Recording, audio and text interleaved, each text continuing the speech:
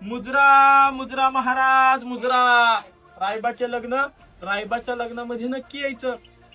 महाराजांनी सांगितलं, मालुसरे तुम्ही रायबाचे लग्न थाटामाठाने लावून द्या, तोपर्यंत आम्ही गडकोंढाण्याच्या स्वारीवर जाऊन येतो आशीर्वाद देण्याकरिता.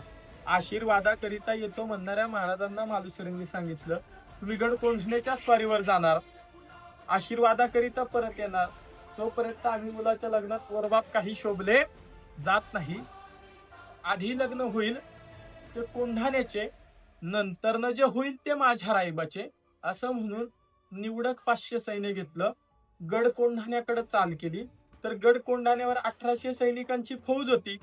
गडकोंढाणा 23 गडांमधला बळकट किल्ला ही दुसरी ताकद उदयभानाकडे होती. उदयभान राठोड 1800 सैनिकांची गरज न पाळणारा, हत्तीसारखी ताकद घेऊन फिरणारा एक मावळा म्हणजे उदयभान. या ठिकाणी या गडकोंढाण्यावर अशा 3 ताकदी समोर असताना एका दिवसात किल्ला जिंकायचा म्हटलं तर एका दिवसात किल्ला आपल्याला जिंकण्यासाठी 1800 सैनिकांच्या 2-3 पटीने जास्त सैन्य घेऊन हल्ला करावा लागेल. त्याच ठिकाणी मालुसरे 500 घेऊन निघाले, म्हणजे 3 पटीपेक्षा जास्त आपण खाली सैन्य घेऊन आले.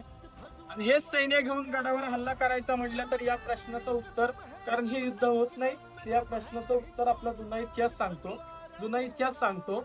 मराठ्यांनी कधीही जास्त सैन्य नेऊन कमी मारलेलं नाही. कमी घेऊन गेले, जास्त सैन्य मारून परत आले, आणि त्यासाठी जे डोकं वापरलं त्याला गनिमी कावा असं म्हटलं जातं.